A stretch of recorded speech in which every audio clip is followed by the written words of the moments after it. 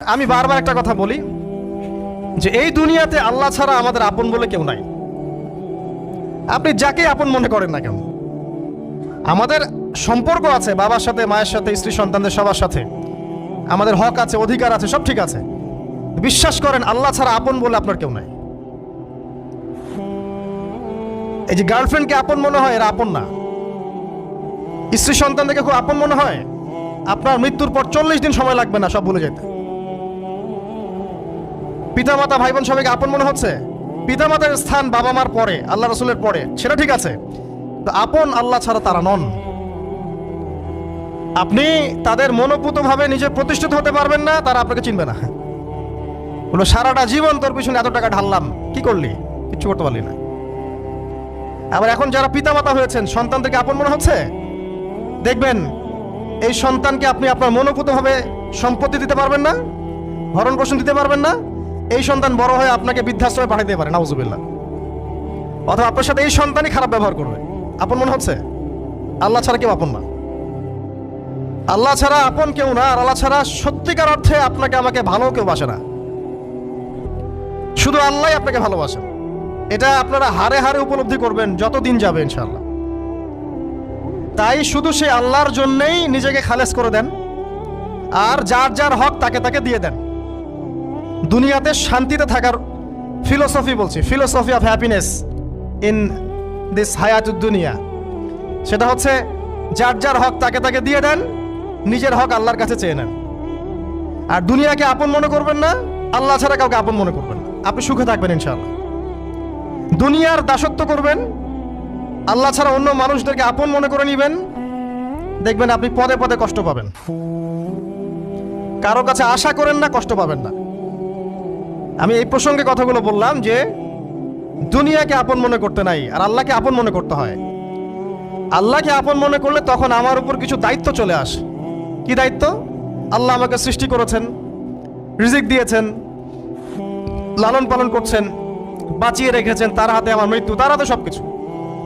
তো এখন আল্লাহ পাকের জন্য নিজের জীবনটাকে খালেস করে নেওয়া, যেভাবে আল্লাহ পাক চলতে বলেছেন সেভাবে চলা, যেগুলোকে আল্লাহ পাক নিষেধ করেছেন বর্জন করা। আর রাসূলুল্লাহ সাল্লাল্লাহু আলাইহি ওয়াসাল্লামের সুন্নাহ আল্লাহ পাক রেখে দিয়েছেন আমাদের সামনে। এই সুন্নাহগুলো যদি আমরা অনুসরণ করতে পারি, ইনশাআল্লাহ এই দুনিয়াতে কিছু পাই বা না পাই, ইনশাআল্লাহ পরকালে আপনি আল্লাহর ক্ষমা পাবেন ইনশাআল্লাহ তাআলা। কোরআনের সূরাগুলোর অর্থ সব খুতবায় বলা যায় না, সময় সংকলন হয় না। এত চমৎকার ওয়াদ-দুহা সূরা আছে না, শপথ দ্বিপ্রহরের, ওয়াল-লাইলি ইযা সাজা, শপথ রাতের যখন সেটা আচ্ছাদিত হয়। মা ওয়াদ্দাআকা রাব্বুকা ওয়া মা ক্বালা, আল্লাহ কত মায়া দিয়ে তার নবীকে বলছেন যে তোমার আল্লাহ তোমাকে ছেড়েও দেন নাই, তোমার আল্লাহ তোমাকে ছেড়ে দেন নাই। ওয়ালা সাউফা ইউতিকা রাব্বুকা ফাতারদা, শীঘ্রই তোমার রব তোমাকে দান করবেন এবং তুমি সন্তুষ্ট হয়ে যাও। দুনিয়াতে চলতে গেলে দুঃখ কষ্ট হয় না? যারা ঈমান নিয়ে চলে ওদের দুঃখ কষ্ট বেশি হয়। তা আল্লাহ বলছেন টেনশন করো না, কষ্ট পেও না, তোমার রব তোমাকে ছেড়ে দেননি। ওয়ালা সাউফা ইউতিকা রাব্বুকা ফাতারদা, তোমার রব তোমাকে শীঘ্রই দান করবেন আর তুমি সন্তুষ্ট হয়ে যাবে। আলাম ইয়াজিদকা ইয়াতীমান ফাআওয়া, আল্লাহ বলছেন আল্লাহ কি তোমাকে ইতিম রূপে পাননি? এরপর আল্লাহ কি তোমাকে প্রতিপালন করে বড় করেননি? ওয়াজাদাকা দাল্লান ফাহাদা, আল্লাহ কি তোমাকে পথভ্রষ্ট পান নাই? তোমাকে আল্লাহ পাক হেদায়েত দেন নাই? তো আল্লাহ যে এগুলো করেছেন সে আল্লাহ তোমাকে পরকালে ইনশাআল্লাহ ভালো রাখবেন। ফাআম্মাল ইয়াতীমা ফালা তাকহার, তো তুমি এতিমদের প্রতি কঠোর হয়ো না।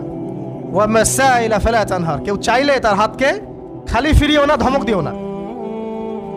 ওয়াম্মা বিনিআমাতি রাব্বিকা ফাহাদ্দিস, তোমার রবের এই সমস্ত নিয়ামতগুলো তুমি মানুষের কাছে বর্ণনা করতে থাকো।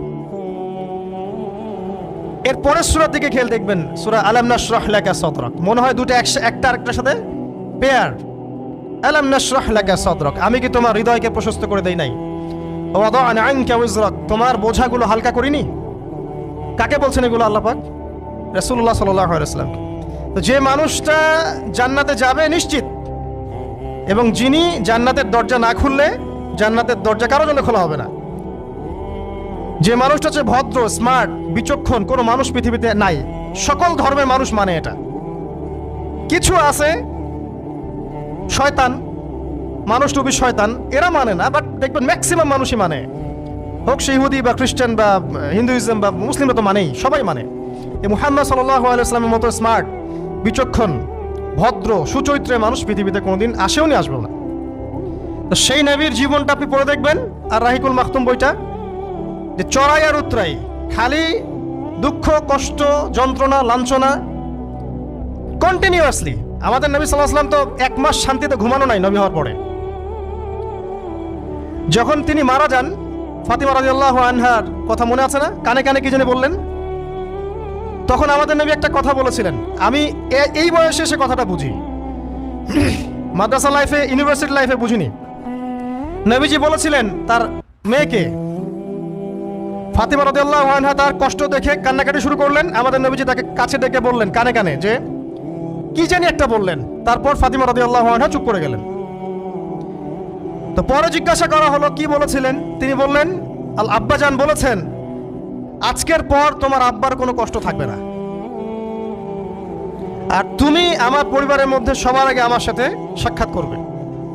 এই যে আজকের পর আমার আব্বার আর কোনো কষ্ট থাকবে না, এর মানে বোঝেন, মানে সারাটা নববী জীবন কত যে কষ্ট নবী সাল্লাল্লাহু আলাইহি ওয়াসাল্লামকে সহ্য করতে হয়েছে।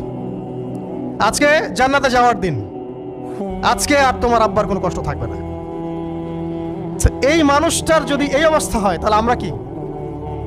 আল্লাহ পাক সেই মানুষটাকে এই সূরা দুটো শোনাচ্ছেন, আমি কি তোমাকে এতিম পাই নাই, তোমাকে পথভ্রষ্ট পাই নাই, হেদায়েত দেই নাই, ভরণ পোষণ করিনি, আমি আল্লাহ তোমাকে ছেড়ে দেই নাই, শীঘ্রই তোমাকে দান করব, হ্যাঁ, তোমার বোঝাকে আমি হালকা করিনি। ফাইন্না মাআল উসরি ইউসরা, ইন্না মাআল ইউসরি ইউসরা, কষ্টের সাথেই স্বস্তি আছে, নিশ্চয়ই কষ্টের সাথেই স্বস্তি আছে। ফাইদা ফারাগতা ফানসাব ওয়া ইলা রাব্বিকা ফারগাব, যখন তুমি অবসর পাবে তখন তোমার রবের দিকে একনিষ্ঠ হও। এটাই বলতে যাচ্ছি আমি আপনাদেরকে, যে আমাদের উচিত শুধু আল্লাহর দিকে একনিষ্ঠ হওয়া, দুনিয়াকে ভালো না বাসা, কিচ্ছু না দুনিয়াটা। আমার চেয়ে ভালো আপনারা এটা জানেন না, কিচ্ছু না দুনিয়াটা, মানে মুহূর্তে ডিজাস্টার হয়ে যেতে পারে। আর যাদেরকে নিয়ে এই দুনিয়া, আমাদের মা বাবা, ভাই বোন, আত্মীয় স্বজন, স্ত্রী সন্তান, এরা সবাই যে যার হক চাচ্ছে, তাদের হক দিয়ে দেন, আপনি খুব ভালো, দিতে পারবেন না, আপনি ভালো না। সারাটা জীবন করতে থাকেন, দেখবেন একদিন দিতে পারেন নাই, সে আপনাকে চিনবে না। নবী সাল্লাল্লাহু আলাইহি ওয়াসাল্লাম বলেন এই কথাগুলো, জাহান্নামে যাওয়ার কারণ এগুলো উল্লেখ করেন নাই। কিসের আত্মীয় আর কিসের আপনজন আর কিসের অফিসের বস আর কিসের কি, সবাই সবার স্বার্থ নিয়ে পড়ে আছে। শুধু একজন সত্তা আপনার কাছে স্বার্থ চায় না, সে কে? আল্লাহ পাক। এটা যদি বুঝতে পারেন তাহলে দেখবেন মনটা আল্লাহর দিকে নরম হয়ে যাবে। আর মুসলিমদের এখন এই মানসিক আত্মশুদ্ধিটা বেশি দরকার। আমরা কেন যেন অস্থির জাতি হয়ে গেছি এখন, একটা মানসিকভাবে শান্তি নাই আমাদের মধ্যে। খেয়াল করে দেখবেন সারা দিন দুশ্চিন্তা, দুর্ভাবনা, পেরেশানি। নামাজে আসি তাও মনে হয় যত তাড়াতাড়ি নামাজ শেষ করতে পারলে বাঁচি। 5 মিনিট 4 রাকাত নামাজ, আর ইমাম যদি ভুলে 10 মিনিট পড়ায় তো চাকরি নট। খতিব খুতবা দিবে 30 মিনিট ঘড়ি ধরে বলে দিবে, ভুলে যদি 10 মিনিট বেশি দিয়ে ফেলছে, আজকে আসছেন ভালো কথা, হাদিয়া নিয়ে যান, পরের দিন আর আসেন না। অস্থির, অস্থিরতার কারণ দুনিয়ামুখিতা, আল্লাহ থেকে দূরে থাকা। অস্থিরতার কারণ কোরআন থেকে দূরে থাকা। অস্থিরতার কারণ নিয়মিত সুন্নাহর উপর আমল না করা, ডেইলি জিকির আজগারগুলো না করা, ডেইলি কোরআন তেলাওয়াত না করা, হাদিস অনুবাদ সহ না পড়া, দিনের জ্ঞান চর্চা না করা, দিনী হালাকাগুলোর মধ্যে না বসা। অস্থিরতার অনেক কারণ, টাকা পয়সার পিছনে ছোটা, বাড়ি গাড়ি স্ট্যাটাসের পিছনে ছোটা, এবং এই লোভ, এই লালসা আপনাকে স্থির থাকতে দিবে না। অস্থিরতার কারণ এই যে আমরা বলি মেটেরিয়ালিজম, আমরা বলি বস্তুবাদিতা, এগুলো অস্থিরতার কারণ। এগুলো কখনো আপনাকে স্বস্তি দিবে না। আপনি যত দৌড়াবেন দুনিয়ার পিছনে, দুনিয়া আপনার থেকে তত পালাতে থাকবে। আর আল্লাহ পাক বলেছেন, হে আদম সন্তান, আমার ইবাদতের জন্য সময় বের করো, আমি তোমাকে 2টা জিনিস দিব। 1 নাম্বার, তোমার হাতকে আমি সচ্ছলতা দিয়ে ভরে দিব, আর 2 নাম্বার, তোমার সমস্ত অভাব আমি দূর করে দিব। যে ব্যক্তি আল্লাহর জন্য সময় দেয়, আল্লাহর জন্য বাঁচে, আল্লাহর জন্য মরে, সব কাজ আল্লাহর সন্তুষ্টির জন্য করে, দেখবেন ও মনের মধ্যে শান্তি আছে। হয়তোবা তার 5 তলা 10 তলা বাড়ি নাই, BMW নাই, সুজুকি জিক্সার নাই, তারপরে দেখবেন সে অনেক শান্তিতে আছে, কারণ তার মনের মধ্যে একটা প্রশান্তি কাজ করে। আর যে ব্যক্তির মধ্যে দেখবেন আল্লাহর কনসিয়াসনেস নাই, ইবাদত নাই, কোরআন সুন্নাহ এগুলো কিচ্ছু নাই, দুনিয়ার সব আছে, দেখবেন ব্যাংক ব্যালেন্স, টাকা পয়সা, মনের শান্তি নাই। এই মনের শান্তিটাকে উসমান রাদিয়াল্লাহু আনহু বলতেন যে আল গিনা, মানে ধনাঢ্য, ধনী বলি না আমরা, এটাই হচ্ছে ধন।